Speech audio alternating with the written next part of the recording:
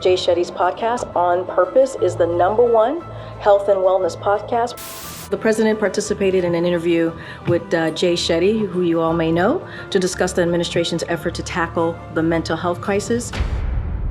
Mr. President. How are you, man? Such a pleasure. Good to see you. Thank you for this honor. Thank you. Very, very grateful. The day will come when you open that closet door and you smell the fragrance of her dresses, or you're going by that park where you walked with your child or your wife or your husband, or the thing that reminds you that for the longest time will just bring a tear to your eye.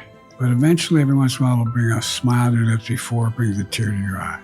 When that happens, you know you're going to make it. The best-selling author and host. The #1 health and wellness podcast. On Purpose with Jay Shetty. I'm so grateful and honored that you're here with me right now. Thank you so much for all your love and all your support for On Purpose. It's incredible what we've been creating together, what we've been building together, and I'm so excited to share some big news with you. This is an extremely special interview today as I'm sitting down with the President of the United States, Joe Biden. This is only possible because of all your love and support for the podcast and making us a platform that the president and his team felt was right to talk about mental health. This conversation is dedicated to the person behind the podium. I always want to get to know the human behind the title, behind the position, behind what they do in the world, and spotlight and shine a light on mental health. We talk about so many of the things that he's gone through in his personal life. I'm so grateful that I got to have this conversation that we're going to share with the world at large and make sure that mental health is a mainstream conversation because it's so integral to all of our lives. I hope you enjoy this conversation. Thank you for all your love and support. It means the world to me. Hey everyone, welcome back to On Purpose, the #1 health and wellness podcast in the world. Thanks to each and every one of you that come back every week to learn, listen, and grow. Now, you know our mission here is to make the world happier, healthier, and more healed. And I believe that learning about people's stories of healing, of grief, of loss, of growth is a powerful way to do that. And today I've been graciously invited to the White House and I'm sitting with Mr. President, and I'm so grateful and honored to be here and to have you on our platform and for you to choose our platform to have this conversation. I couldn't be more honored. Thank you so much. Thank you. I'm flattered you'd want to interview me. Absolutely. Well, let's dive straight in. The first question I'd like to ask you is, what is your earliest childhood memory that you believe defines who you are today and the person you've become? The earliest memory I have is, there's two of them. One is there was a bully in the neighborhood, lived down an area called the Plot, and we lived up a hill. And I was out with my friends in the alley behind our house, and my mother was at the pantry looking out. The tough guy in the neighborhood smacked me. He was a couple years older than me, and I came in holding my face, and my grandfather was at the kitchen table and said, "What's the matter, Joe?" And he said, "That's a shame." I walked in and my mother said, "Joey, go back out there." So go back out there. She said, wait till he walks up to you. And as soon as he does, smack him right in the nose. She said, "I'll give you 50 cents if you do it." And I said, "Why, Mom?" She said, "You won't be able to walk in that alley again if you don't." I was scared to death. I walked out, popped him in the nose. It bled. He ran. And I thought, It worked. It worked. But and I think the lesson I learned the most, though, is I used to stutter badly. And I would talk like that. And then I'd catch my rhythm and be able to. And it was something that I thought was the worst curse could happen to me because everybody makes fun of it. I had a similar experience with being bullied.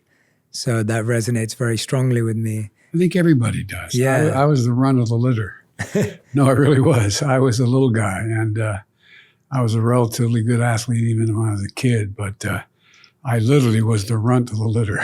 Well, for me, it was my weight. I was overweight growing up, and it was the color of my skin. I grew up in an area where I wasn't surrounded by a lot of Indian people. And so those were the two reasons, except my mother didn't give me that advice. Sometimes I wish she did.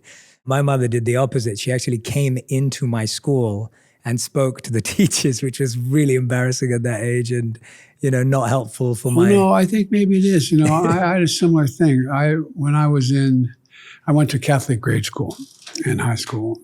And in those days, you sat in alphabetical order. I was in the first row, Biden, 4 people down. And reading class, everybody read a paragraph. I got to my paragraph, and I remember what it was, because I used to try to memorize it rather than have to look at the word when I was rereading it. It said, and he was a gentle man. And the teacher said, "What's that, Mr. Biden?" She wanted to say gentleman, but it was easier to not let her say gentle man. I said, gentleman. I said, Mr. Biden, what is that? And I got up and walked out and walked home, which was about 2 miles. And my mother was sitting there tapping the table when I walked in. She said, "Get in the car."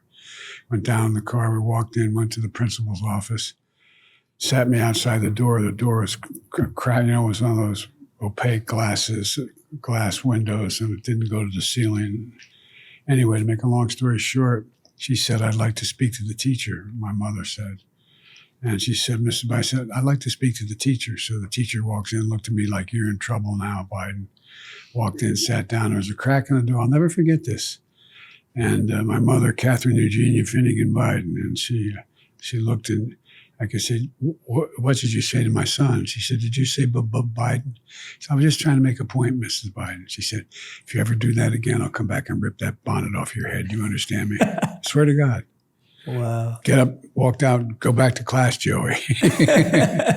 But, it's everybody has something that is tough, particularly when you're younger. Mm. And it makes such a difference when somebody reaches out. I'm sure you also had some experience with someone say, "Come on." Mm-hmm. Like, for example, there's more than a handful of young stutterers. They're not so young anymore that I still keep in touch with it. One young kid, he introduced me when I ran for president. It took such courage because he talk like that, and he practiced and he practiced and he practiced. But it's had a profound impact on his life. Another young man, when I was vice president, I could tell. You can tell a stutterer if you're a stutterer just by when he was in line with his mom, who was in Tennessee, and where I was doing a thing for Al Gore, and she introduced her son, and I could see him go, his lips. I said, "Hey, I'm about to finish my speech. Why don't you come help me write it?"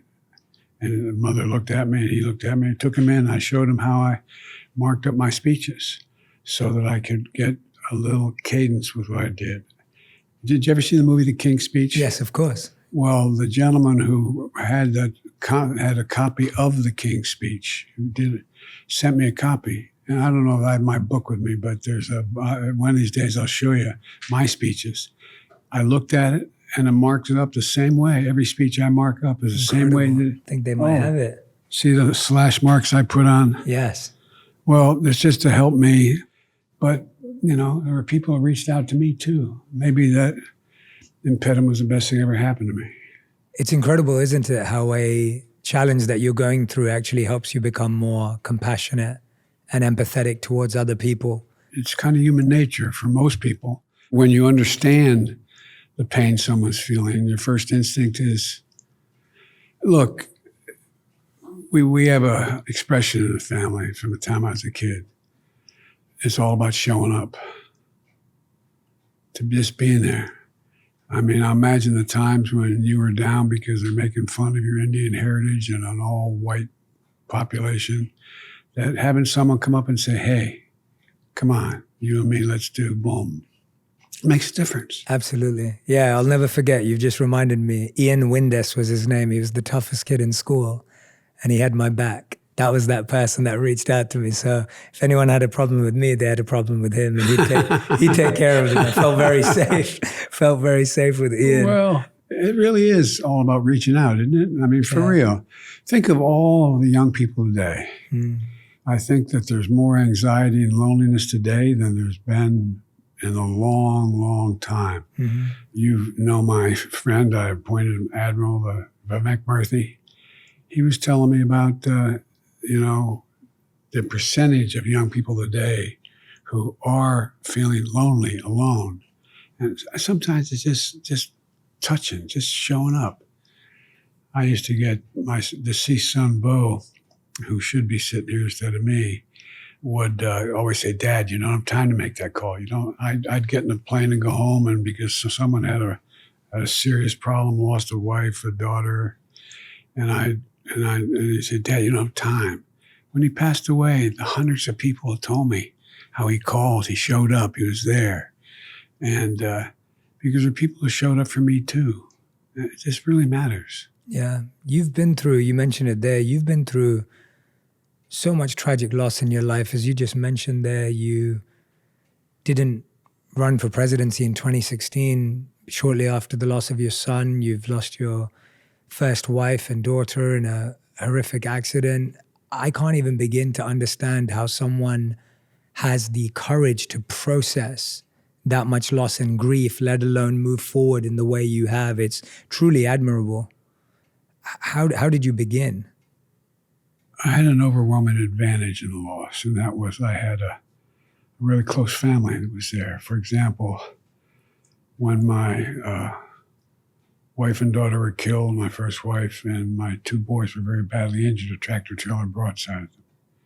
I was not in the accident. When I got home from the hospital, my sister and husband already gave up their apartment and moved in, helped me raise my kid. My brother, we lived in a suburban area. It was more country than suburban. And there was a little barn on a garage barn.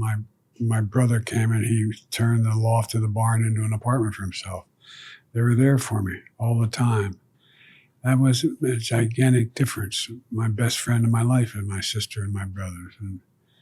And so I had an enormous advantage. And I think that when you see people who are going through something tough, it does matter if you reach out. I mean, it does matter. Like, for example, you know, when you're a senator for all the years I was in a small state, you know, so many people, and people would pass away, you'd show up at the wake or the funeral, no matter what was happening. I learned it early on. People would stop and just come and throw their arms around me. Because if they know, you know, the pain they feel, they get some solace in it. It's not always easy, but it just matters just to reach out, let people know you see them. How did you allow yourself to receive that help too? I feel like, as you were mentioning earlier, with the loneliness and the anxiety that exists, a lot of people either struggle to know what to say. I think we live in a society where people are like, but what do I say if they've gone through that? Yeah. And the opposite end, what you just said, being able to be open enough to actually receive help requires a certain amount of courage and strength as well. Well, I was raised in a family for real, an extended family, my grandparents as well, where my dad had an expression, family is the beginning, middle, and end. There's a rule in the family growing up, not a joke. We didn't know it at the time, but whenever you wanted to speak to your mother or father, I mean, they said, he had a problem. No matter what they were doing, they stopped. No matter what they were doing, they stopped and heard you, listened to you. And I did the same with my children, and they did the same with theirs, because it's a matter of them knowing that they are the most important thing in your life. If they got a problem, you're there to listen.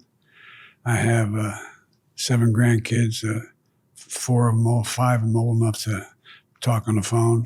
You know, every day I either text them or call them. And as a matter of fact, during the campaign, they were having I didn't realize they're having an interview, the 4 oldest grandchildren. They said, and just at the time when they said, they call me Pop. Pop calls us every day or texts us every day.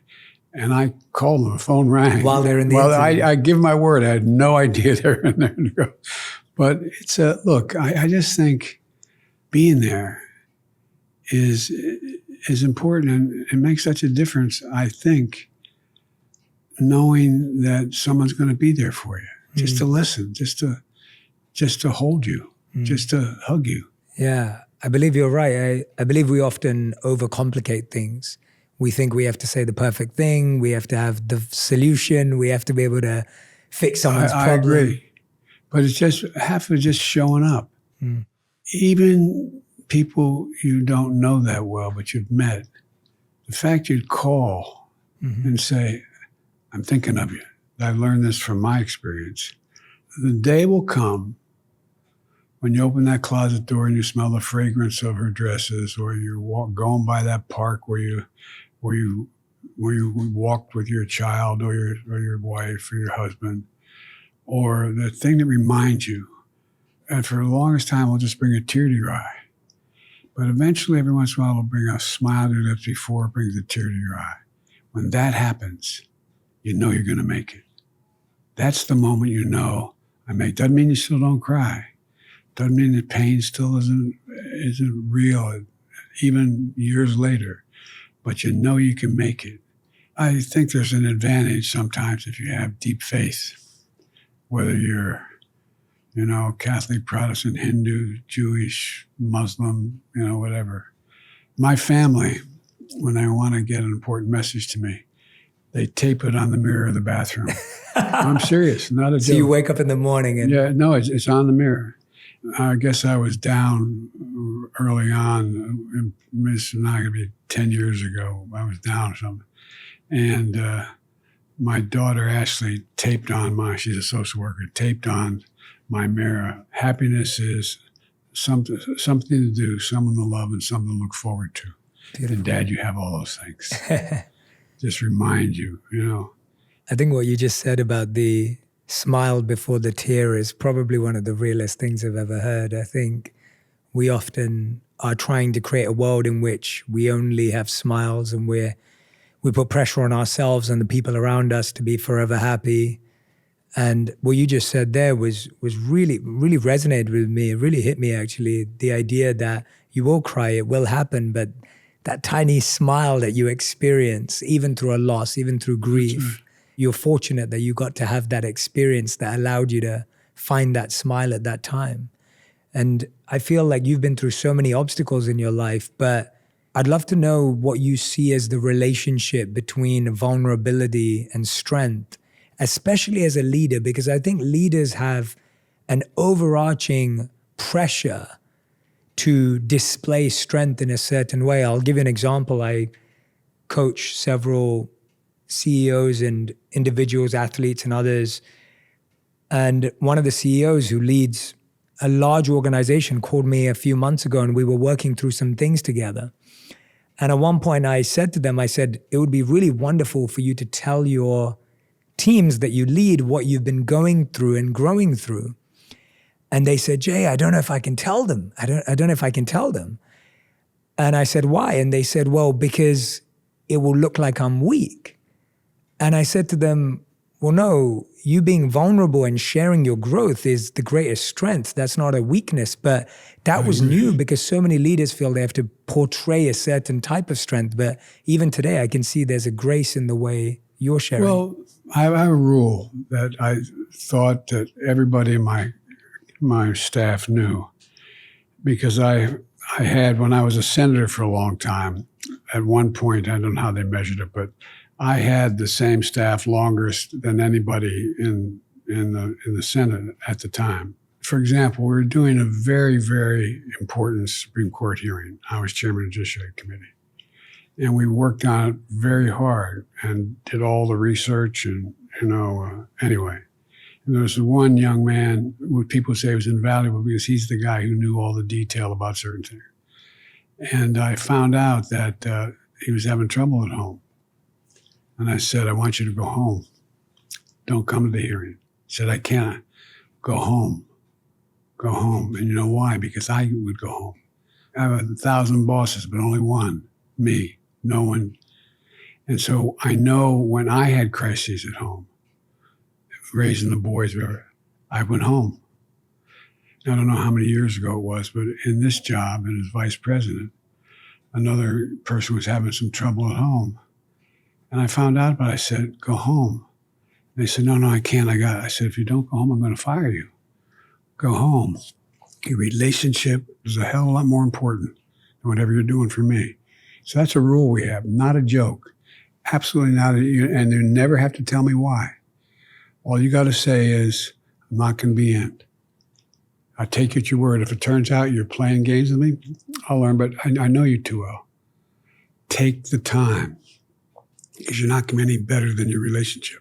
And it's a little bit what you were just talking about. And, I think you'd have to ask my staff. I don't know, but I think as long as they know, that's more important than doing whatever specific thing you're doing at that moment for me. How do you apply that rule when it feels like what they are working on, that specific moment, seems obviously to be the most important thing in the world? How do you... Well, because there's only one advantage of getting older. You've had a lot of experience, and you can apply a little bit of wisdom. It's really critical. Yeah. And by the way, there's a selfish aspect to it, because when you have a problem with someone you love or some problem you got to deal with it. Yeah, and you can't even perform as well. Exactly right. Yeah, absolutely. You've every day for years had to make difficult and stressful decisions, high stakes, hugely impactful on so many people. When you're making decisions, do you follow your head, your heart, your gut? How do you think about decision making? I don't know how to separate the three. Many times my heart brings me to the problem, and my gut tells me what I think I want to do. But my head, meaning the research, the back, sometimes says that's the wrong answer. I think you're driven by a value set. You know what you value. You know what you think is important in life. You know what you think is consequential. And I think people who know what they value, doesn't mean they're better or worse, but if you follow your value set, to me, they're kind of basic things. My dad used to have an expression, for real. He said, Joey, everyone's entitled to be treated with dignity. Everybody. Dignity was his word, dignity. And what I find myself looking through the prism, for example, I was at an event the other day where I was talking, and we were talking about a problem a mom was having, providing for the health, the needs of a child, of actually a teenager. I said, all I could think of when hearing about not being able to afford the treatment was how she's deprived of her dignity. Imagine being a parent and you can't do anything about it because you don't have the financial wherewithal, because you don't have the connection, you don't know where to go. It's a little bit like, I think the most dangerous, the most hated word in English language and any other language translated is cancer. You have cancer. It just strikes fear in everybody. Well, it's one thing to get an analysis by a great doctor, but you still need someone to guide you through. It's complicated. And we're finding significant breakthroughs in cancer. But you need someone to sort of lead you through who knows about it. I think it's the same way with about any problem people have. If there's a way to let people know there's an avenue, there's a way through. I used to have a friend named Bob Gold who died of a heart attack. And I used to say, Bob, do you understand me? He said, Joe, and I don't understand you, I overstand you. But you got to know how to know. And that's why we can be so of little things that can be of enormous value. It's like, you're walking across an intersection. They don't let me do that anymore, but you walk across the intersection and there's an elderly man or woman knowing they're waiting to see if they have enough time. Just grabbing their hand and walking them across. It's a little tiny thing, but the anxiety it relieves. Yeah, no, that resonates. The idea of the more we're a part of the solution, the less the problem feels overwhelming. I think so. Now, I have to admit, when you've been through something that's been particularly difficult, helping someone going through it, again, forces you to relive your experience. Like, for example, the people I admire when we have functions where we're trying to make a point how we can help someone with healthcare, whatever it is, the people who've been through it who show up and support it, I always compliment them because it's like it happened yesterday when you start to focus on it. And it's hard. We underestimate what we can do. I'm not about being president. I mean, just what we can do in terms of dealing with people, I try to understand what is motivating the other person when I'm doing things internationally or personally. Because if you can understand what motivates them, there's a shot, even with the bad guys, you can break through and get something done. There's a way to expose the meanness without causing direct conflict. For example, I remember I went to a Catholic grade school. We didn't often get invited to the cotillion, which was in the local school down the street, Mount Pleasant School. And so I got invited, and I was going to go. I was all excited about going. I think it was 9th grade, maybe it was 8th grade, a little dance. And there was a guy who was a good athlete. I was a relatively good athlete. He was a good athlete from the school, the other school, big guy. Became friends, but so I'm getting dressed, and I didn't have a shirt to wear. So my mother got my uncle's shirt, who was a smaller man than my dad, and French cuffs and rolled up the cuffs so that who looked like it fit. And we couldn't find my dad's cufflinks. So my mom went and got a nut and a bolt. I wonder why she was downstairs in the laundry room looking for it, and put them on. I said, "Mom, I can't do this. They'll make fun of me. I'll be embarrassed." She said, "Anybody comes up and says anything to you, you look at them and say," and here's what she told me to say. This guy, Frank, came up to me and said, "Hey, look at Biden. Look what he's got here. Hey." And I looked at him and said, "You don't have a pair of these?" And he said, "Well, yeah, I got a pair." But I'm serious. How do you assess people's motivations? Like you were just saying there, that when you can understand someone's motivation, you can almost disarm them without exposing them, which is what you just gave that example of now. How do we do that so that we go to the root of it? I think often we get so caught up in what we think someone's thinking or what we think someone's saying, but actually going to the heart of it and the root of it. It's hard to explain. I get credit for these days for sort of holding the international community together. And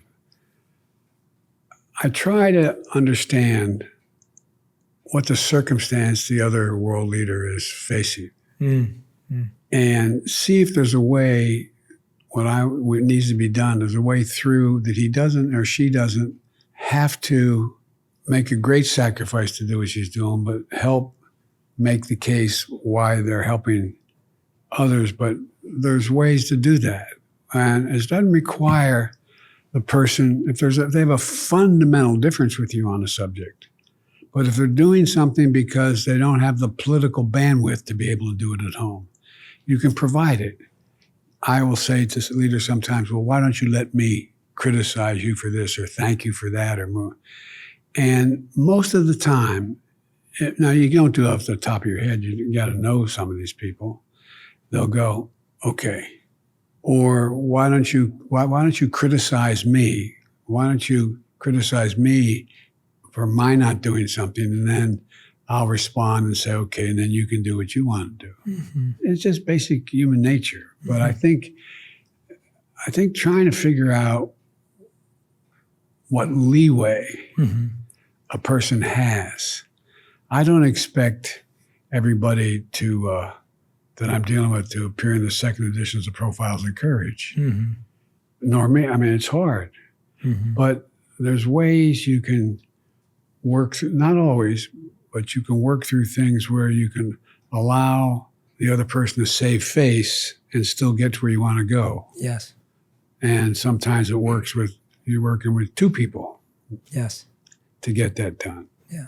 But it's just trying to figure out what impediments are in their way to keep them from being able to do what you feel in your gut, they should do. That's a great perspective. I'm so happy you shared that, because so many of us are fixated on what we want out of something or where we want to get to or what our challenges are. But Mr. President, I'm so grateful for your graciousness and kindness in giving me this time today. We end every On Purpose interview with a final 5. And these final 5 questions are questions we ask every guest. And there are some great ones in here for you. So the first question I'm going to ask you is, what is the best advice you've ever received, and what's the worst advice you've ever received? I guess the best advice I ever received is show up. Mm-hmm. Just show up, be there, and get up. My mother used to say, Joey, get up. Never bow, never bend, never get up. Just get up. But showing up is just, that's a big part. Mm-hmm. And I guess the worst advice I've ever received was holding a grudge. Because lots of times when people do something that is really not good, it's because they were fearful and they did it. Not fearful of you, but their circumstance. And it gets you nowhere, which means people doubt whether I'm really Irish. The joke inside was, I'm really Irish. But all kidding aside, remembering is important, but holding a grudge is it's not helpful. Very true. Very true. First time for both of those answers. I love it. Okay. Second question. A lot of Americans today are seeking therapy as a form of support. Where does the president seek support and guidance in your own challenges and journey? Well, my best friend is my wife, a woman who has probably had more to do with my success than anyone is my sister Valerie and my brother Jim. And I think that's the place where I go most. But also, I have a great advantage. Over the years, I've grown to have some great relationships with people I've worked with and or one of my staff. Mm-hmm. And I think most of my staff would tell you, the senior staff, is I don't treat them like they work for me. I treat them, which they are. They know the reason I hire them. I want them to know more than I know. Mm-hmm. And there's some things that I seek advice from a religious perspective. Mm-hmm. But that's really personal. Yeah, beautiful. Okay, third question. I believe it's been said that you told your first wife when you met her that you wanted to be, or one day you would be the president of the United States. Is that true? No, it's not true. I love it. I read all this. What I did tell her, yeah, and the same with, no man deserves one great love, let alone two, for real. The two women that I married, one passed away, were women I knew when I went out with them the first time I wanted to marry them. My first wife, I told her when I met her, we went I had $89 tax return. I went with 5 guys down to Florida, and I don't drink, so I was bored with all this. So I went with 3 of them, went to Nassau. And you could apply for $25 round trip. And I met my deceased wife, and I told her when I hung out with her for 4 days down there on the beach, and that I was going to marry her. And she looked at me and said, I think so. And I started commuting every day, every weekend when I was a senior in college. That's how I ended up at Syracuse. She's in there. And then my present wife was, it was a blind date that my brother set up for us. And I knew it when I saw her. I was on that 10 most eligible bachelor's list for 5 years. And it's not a fun thing because there were a lot of, don't get me wrong, a lot of nice people, but I'd kind of given up on thinking I could have and I got the blind date. I'll never forget my brother said, you'll like her. She doesn't like politics. I'm glad I asked that question.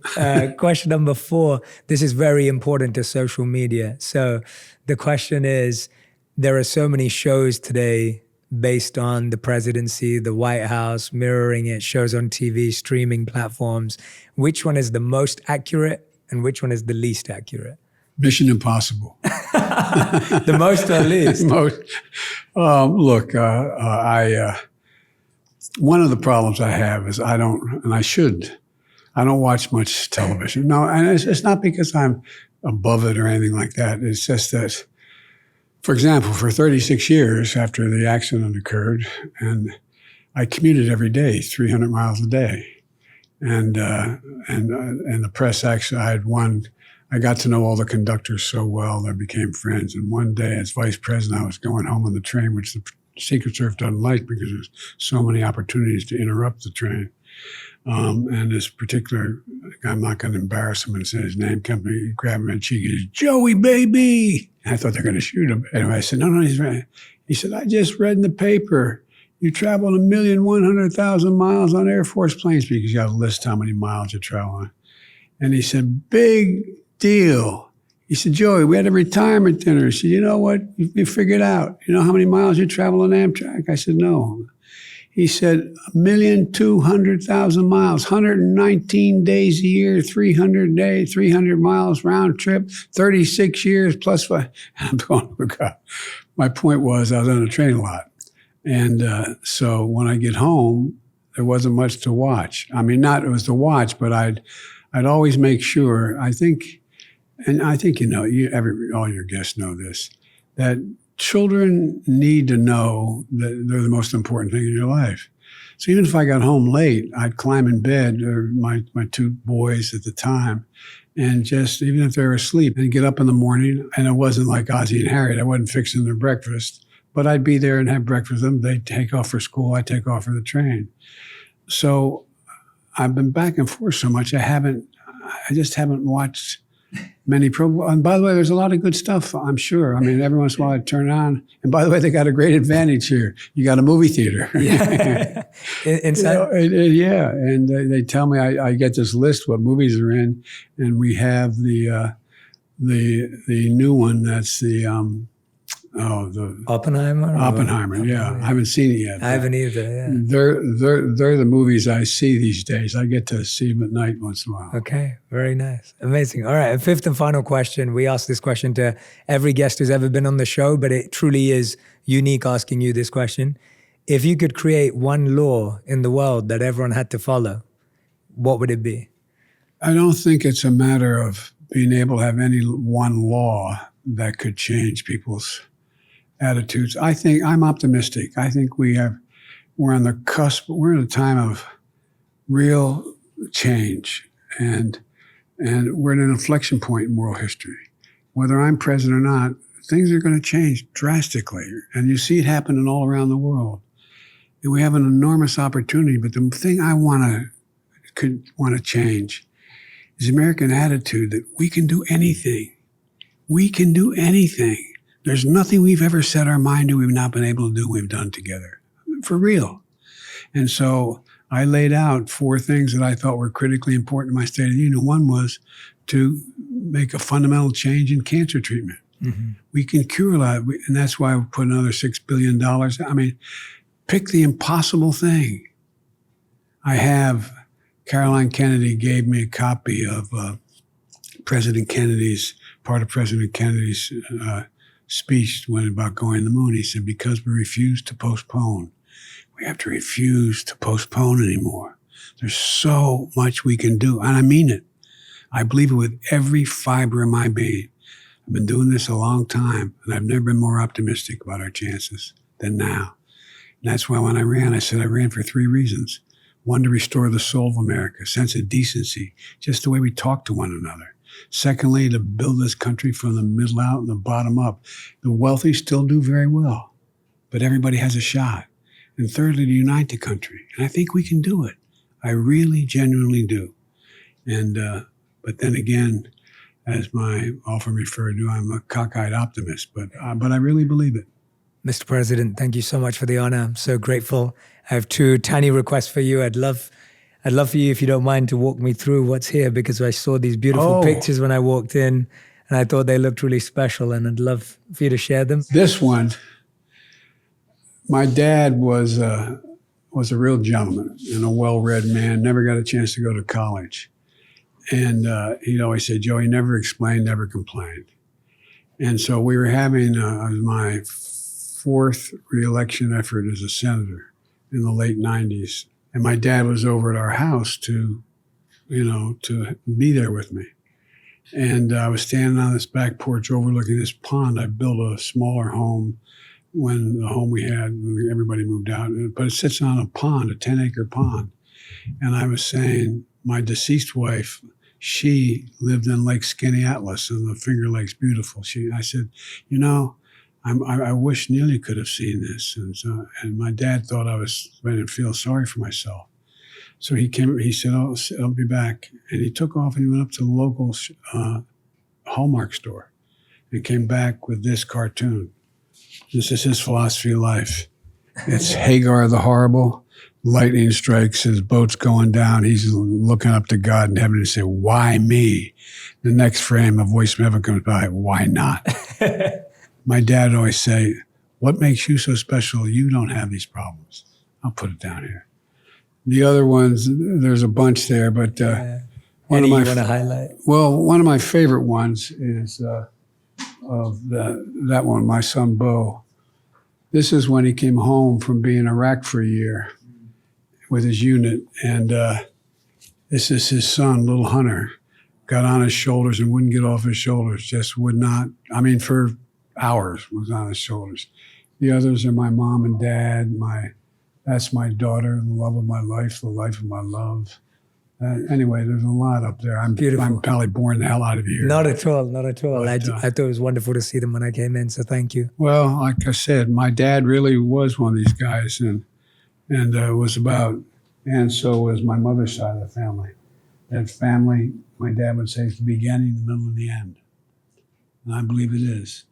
I know what you're trying to do is all those folks out there that are lonely, all those folks out there that are feeling uneasy, all those folks out there that aren't sure.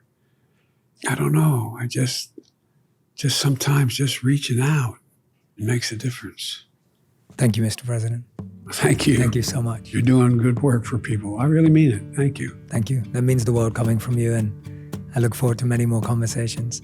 Thank you. Thank you. 1, 2, 3. Okay, amazing.